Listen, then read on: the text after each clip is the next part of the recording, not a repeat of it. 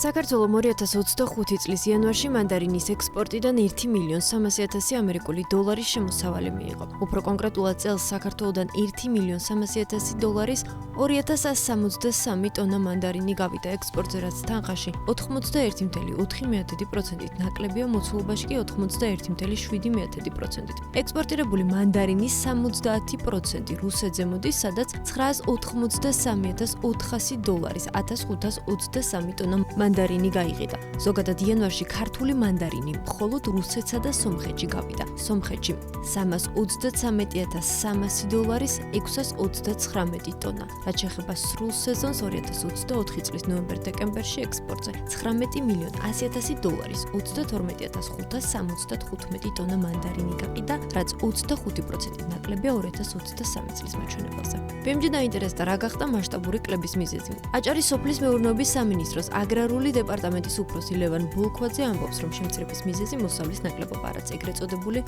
მეწლეურობით არის განპირობებული.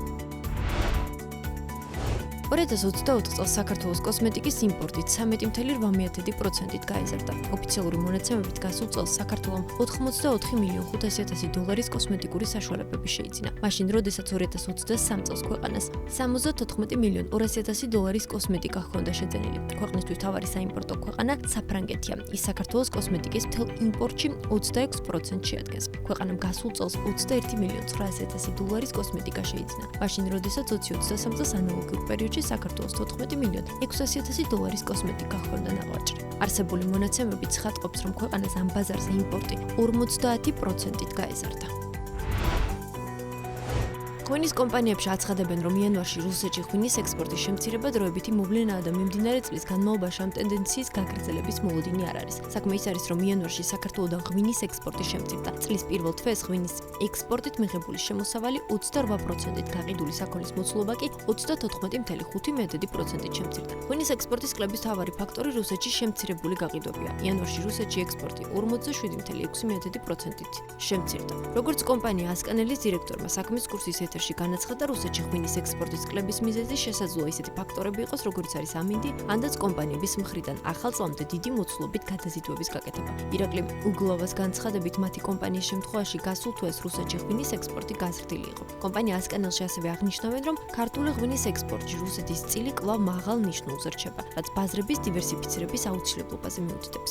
ცნობისთვის, იანვარში ექსპორტის კლების მიუხედავად რუსეთი ქართული ღვინის საექსპორტო ქვეყნების რეიტინგში კვლავ პირველ ადგილს იკავებს. თუმცა, იანვრის მონაცემებით მისი წილი ღვინის ჯამურ გაყიდვებში 53.8%-მდე არის შემცირებული.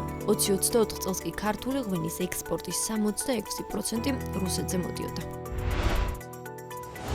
კახეთში თელავის მუნიციპალიტეტის სოფელ რუისპირში გაზაფხულიდან 56 ნომრიანი სასტუმრო აგარანის მამულის გახსნა იგეგმება. სასტუმრო კომპლექსის დამფუძნებელი გიორგი ქოჩლაძე BMG-სთან აღნიშნავს, რომ თავდაპირველად სასტუმრო ვილა გოდოლის სახელით უნდა გახსნილიყო, თუმცა პანდემიამ და შემდეგ გადაზიდვებში არსებულმა სირთულეებმა პროექტის განხორციელება გარკვეული დროით გადაადებინათ.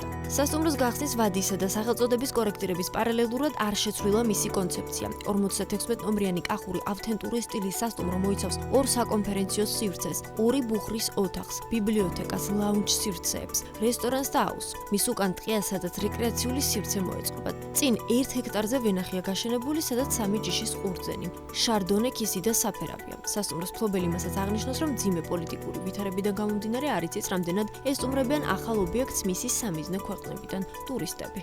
პროექტი სასტუმროთი არ შემოიფარგლება. გიორგი ქოჩლაძე ვენახის გასწვრივ 27 ექსკლუზიურ ვილასაც ააშენებს. აგრანის მამულის დამფუძნებელი და დირექტორი გიორგი ქოჩლაძე ამბობს, რომ სასტუმროს ასაშენებლად 16-17 მილიონი ლარის ინვესტიცია ჩადო, რაც ბანკის დახმარებით შეძლო. შედეგად კი კახეთში დამატებით 85 სამუშაო ადგილი იქმნება.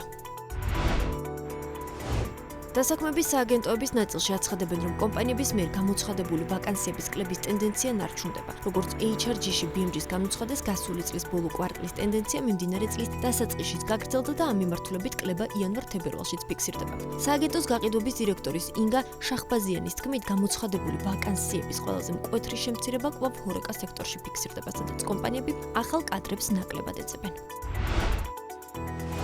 A-პლასტმა საქართველოში წარმოებული პოლიეთილენის პროდუქტები ექსპორტზე ამერიკის შეერთებულ შტატებში გაიტანა. როგორც კომპანიის იურისტი მელიტა ტყაბლაძე BMG-თან ამბობს, პროდუქტმა დიდი მოწონება დაიმსახურა და კომპანია სამომავლოდ ექსპორტის ზრდას იმედოვნებს. ქართულ აზერბაიჯანული კომპანია A-პლასტი 2007 წელს დაარსდა. მის ძირითად მიმართულებას პოლიეთილენის და პოლიპროპილენის გადამუშავება წარმოადგენს და დღესდღეობით პროდუქტების ფართო ასორტიმენტი აქვს.